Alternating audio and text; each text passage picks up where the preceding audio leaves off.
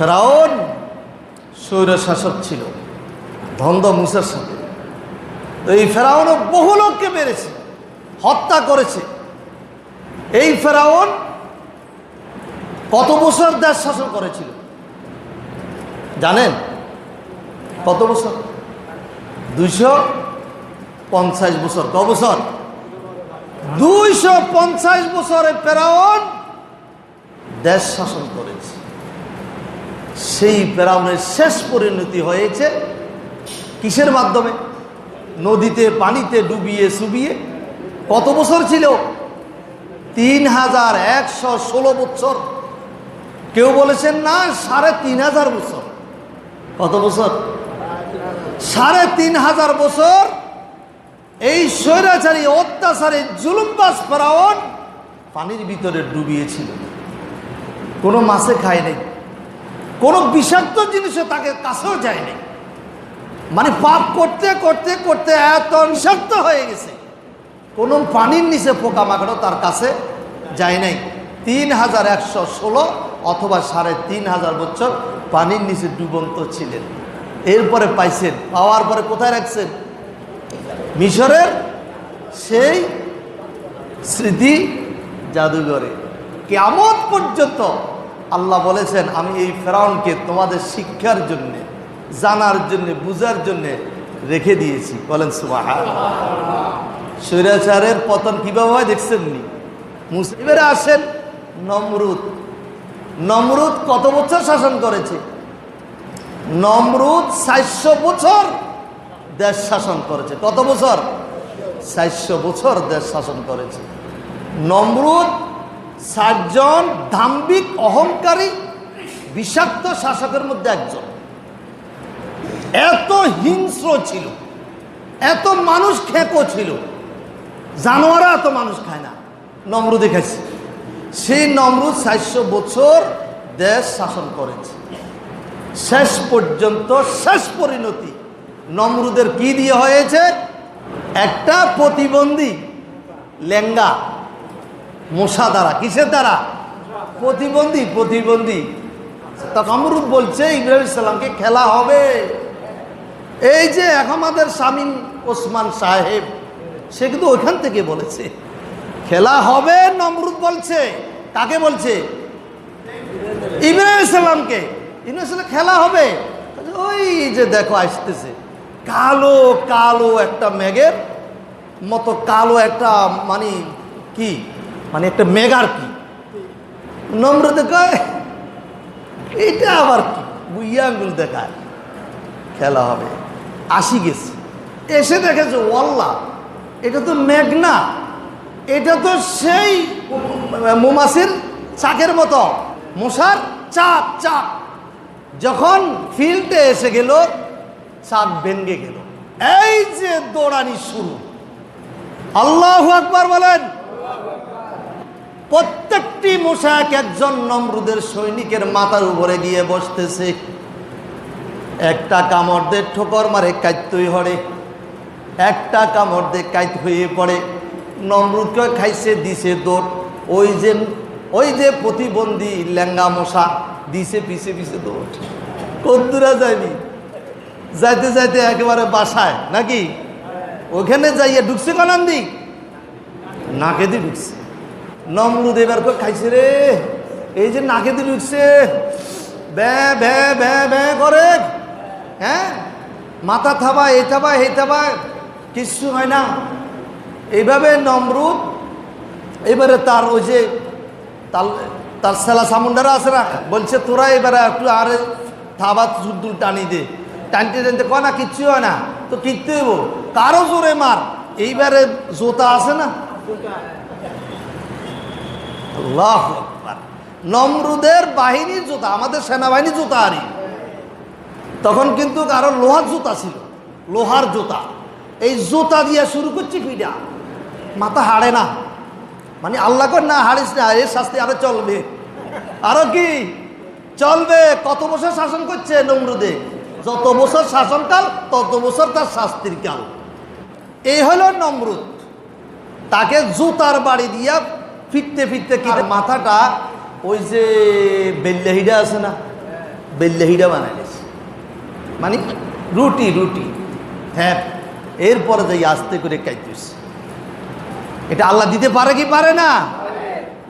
আমি স্বৈরাচার, যারা স্বৈরাচারী করে, মানুষ মেরে হত্যা করে, জেলে ঢুকিয়ে, ফ্যানের মধ্যে লটকাইয়ে, ফাঁসির কাস্টে ঝুলিয়ে, আপনার মিথ্যা মামলা দিয়ে আলেম ওলামা হাফেজ এবং আদর্শিক নেতাদেরকে এইভাবে ধ্বংস করেছে, এই স্বৈরাচার কারা, তাদের পতন কিভাবে হয়েছে ওই কথাই আমি বলতে চাচ্ছি আপনাদের। এবার আসেন কারুন। কারুনের ধন সম্পদের কোনো অভাব ছিল না, এত ধন সম্পদ আল্লাহ তারে দিছে। কারণ মানুষ মেরে হত্যা করে, জোর করে, লুণ্ঠু করে, জমি দখল করে, বাড়ি দখল করে, মানুষের পকেট মেরে ওই যে জেল জুলুম করে, কারণে অনেক সম্পদ বাড়াইছে। তার শুধু সাবি এই যে আলমিরা সাবি আলগানোর জন্য অসংখ্য ওঁট ছিল, ওঁট বস্তা ভরি সাবি আলগাইত। আল্লাহ রাগ করছেন, গোসা হয়েছেন, রাগ করে আল্লাহ তার ধন সম্পদ সহ তাকে সহ সেখানে ডাবিয়ে দিয়েছেন। বলেন নাউজুবিল্লাহ। কি করছেন? ডাবিয়ে দিয়েছেন। কিতাবের মধ্যে এসেছে কারুন এইভাবে কিয়ামত পর্যন্ত ডাবতে থাকবে। আল্লাহ তাআলা দুজন ফেরেশতা তার দুই কাঁধে নির্ধারণ করে দিয়েছেন, মোকাররার করে দিয়েছেন। ফেরেশতা কিয়ামত পর্যন্ত তোরা তাকে ডাবাইতে থাকবি। কিরকম? যেরকম আমরা জমিনের মধ্যে নলকূপ ডাবাই কিনা পানির জন্যে, নলকূপ ডাবাই না, ওই মেস্তরিয়া ডাবাইতে ডাবাইতে কি কয়, হেইয়া, আরো জোরে আল্লাহর নাম কারুন, পানির মধ্যে এইভাবে ডাকতেছে। কারুন প্রতিদিন 1 বিঘত পানির মাটির নিচে ডাকতেছে, কিয়ামত পর্যন্ত এইভাবে সে ডাকতে থাকবে। আল্লাহু আকবার বলেন। আল্লাহ পারে কি পারেন না? এবারে আসেন, এগুলা তো নাফরমানের কথা বললাম, যারা নিজেকে খোদা দাবি করেছে, নাফরমানি করেছে, জুলুম করেছে, জালেম হয়েছে।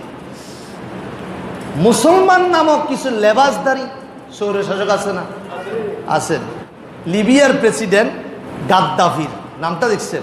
গাদ্দাফির 40 বছর স্বৈর শাসনের মাধ্যমে লিবিয়াকে শাসন করছে, বহু লোক হত্যা করেছে, বহু আদর্শিক নেতাকে জেলে জুলুম করে ঢুকিয়েছে এবং ফাঁসির কাস্টে ঝুলিয়েছে, বিষ পান করে মেরেছে, বহু আলেম ওলামাকে হত্যা করেছে। দিনের কথা বললেই হত্যা। এই গাদ্দাফির শেষ পর্যন্ত জনতার আন্দোলনে তোপের মুখে পড়ে বোমের আঘাতে ইন্তেকাল করছে। আল্লাহু আকবার কর। স্বৈর শাসন বেশি দিন টিকে না, মারিদরি থাকবেন, বেশি দিন থাকে না। কি আখেরাতকে ভয় করুন। এরপর আসেন ইয়েমেনের প্রেসিডেন্ট আলী আবদুল্লাহ সালেহ। আলী আবদুল্লাহ সালেহ নামটা সুন্দর না? ইয়েমেনের প্রেসিডেন্ট 30 বছর স্বৈর শাসনের মাধ্যমে আপনার ক্ষমতার মসনদ দখল করে বসেছিল। শেষ পর্যন্ত শেষ পরিণতি কি হয়েছে? জনতার আন্দোলনের মুখে সে ওই চেয়ার ছাড়তে বাধ্য হয়েছে। আল্লাহু আকবার বলে। তারও মৃত্যু হয়েছে। মিশরের প্রেসিডেন্ট হোসনে মোবারক নাম শুনছেন না? মিশরের প্রেসিডেন্ট হোসনে মোবারক, তারও একই চিত্র। সে 25 বছর দেশ শাসন করেছে। কত মানুষ মেরে হত্যা করে, জেলে ঢুকিয়ে, খুন করে। এই মিশরের প্রেসিডেন্ট হোসনে মোবারক, নামটা শুনলে জানটা ঠান্ডা, ঠিক না? নাম কত পাইন না? নামটা শুনলে হোসনে মোবারক জানটা ঠান্ডা হয়ে যায়। কামটা কত খারাপ, কত নিকৃষ্ট, নিমক হারামি ছিল। এই লোকটা বহু লোক হত্যা করেছে। 25 বছর স্বৈর শাসনের মাধ্যমে মসনদ দখল করেছে। শেষ পর্যন্ত জনতার আন্দোলনে ছাড়তে বাধ্য হয়েছে কিনা? বাধ্য হয়েছে। যুগে যুগে আমরা দেখেছি আমাদের দেশে সেই মরহুম এরশাদ কাকু স্বৈর শাসনের কারণে 9 বছর শাসন, 10 বছর জেল খেটেছে। শেষ পর্যন্ত মাটির তলায় চলে গিয়েছে, থাকতে পারেন না। পারছেন? অবশেষে এই যুগে এই সময় এসে আমরা আমাদের 16 থেকে 17 বছরের মাননীয় প্রধানমন্ত্রী দুঃশাসনের কারণে শেষ পর্যন্ত হলো দেশ ছাড়তে বাধ্য হয়েছে 5ই আগস্ট। 5ই আগস্ট আমরা কিন্তু এটা চাই নাই, আমাদের দেশের প্রধানমন্ত্রী এইভাবে আমাদেরকে ছেড়ে চলে যাবে এতিম বানিয়ে, এটা আমরা চাই, কিন্তু চলে গেছে। তো এটাতে আমরা এটাই শিক্ষা পেলাম যে স্বৈর শাসন বেশি দিন টিকে না, আপনাকে একদিন ফালাইতেই হবে, আপনি ভালো হয়ে যান। আল্লাহ তাআলা বলেছেন, কুলিল্লাহুম্মা মালিকাল মুলক তুতিল মুলকা মান তাশা ওয়া তানজিউল মুলকা মিম্মান তাশা ওয়া তুইজ্জু মান তাশা ওয়া তুযিল্লু মান তাশা বিয়াদিকাল খায়র ইন্নাকা আলা কুল্লি শাইইন কাদির। আল্লাহ বলেছেন, নিশ্চয়ই এই রাষ্ট্রের, এই পৃথিবীর মালিক হচ্ছেন আল্লাহ। তিনি যাকে ইচ্ছা তাকে ক্ষমতা দান করেন, যার থেকে ইচ্ছা ক্ষমতা কেড়ে নেন, যাকে ইচ্ছা তাকে ইজ্জত দান করেন, যাকে ইচ্ছা তাকে বেইজ্জতি করেন। এই ক্ষমতা কার হাতে? সমস্ত ক্ষমতার মালিক কে? সমস্ত কল্যাণের মালিক কে? আমরা এখনো যারা খারাপ মনোভাব নিয়ে বসে আছি, এখন তো আর হাসিনা সরকার নাই, এখন দেশে আমাকে যারা অত্যাচার করেছে, নির্যাতন করেছে, এখন তার বাড়িতে হানা দেব, তাকে মারবো, অত্যাচার করব, নির্যাতন করবো, এরকম নিয়ত যদি কারো থাকে, মেহেরবানি করে ভালো হয়ে যান। তাহলে আপনিও তো সেই অত্যাচারী হয়ে গেলেন, স্বৈরাচারী হয়ে গেলেন, জালেম হয়ে গেলেন। আপনাকে কেউ অত্যাচার করেছে, জুলুম করেছে, আপনি তাকে ক্ষমা করে দেন। ক্ষমা হচ্ছে মহত্বের লক্ষণ, ঠিক কিনা বলেন? ক্ষমা করবেন, সে আপনাকে ভালোবাসবে, আপনার কাছে আসবে, সে বুঝতে পারবে আমি অন্যায় করেছি, অপরাধ করেছি, জুলুম করেছি। এই লোকটা অন্যায়ের প্রতিশোধ নেয় নাই, জুলুমের প্রতিশোধ নেয় নাই, আমাকে ক্ষমা করে দিয়েছে, আমি এখন থেকে তাকে আমার ভাই বানিয়ে নিলাম। আপনাকে জুলুম করছে, অত্যাচার করছে বলে আপনি কাউকে অত্যাচার করবেন না, ওর বাড়িঘরে আগুন লাগাবেন না, ওর বাড়িঘরকে ভেঙে দিবেন না। যে যা করেছে সেই প্রতিফল তা সে পেয়েছে না পায় নাই? পাইছে। তাহলে আপনি যদি সেই ফাঁদে পা দেন, তা আপনার পরিণতি তাই হবে, ঠিক কিনা বলেন? সুতরাং আমরা এরকম করতে চাই না, আমরা চাই এই বাংলাদেশ, এই অত্যাচারিত দেশ, এই নির্যাতিত দেশের জনগণ সবাইকে যেন নিয়ে আমরা সুন্দর একটা দেশ করতে পারি, ঠিক কিনা বলেন? আমরা ভালো হয়ে যাব, এই দেশকে সামনের দিকে এগিয়ে নিব, এবং যারা অত্যাচার করছে, নির্যাতন করছে, জুলুম করেছে, তাদেরকে ক্ষমা করে দিব। পারবেন তো ইনশাআল্লাহ?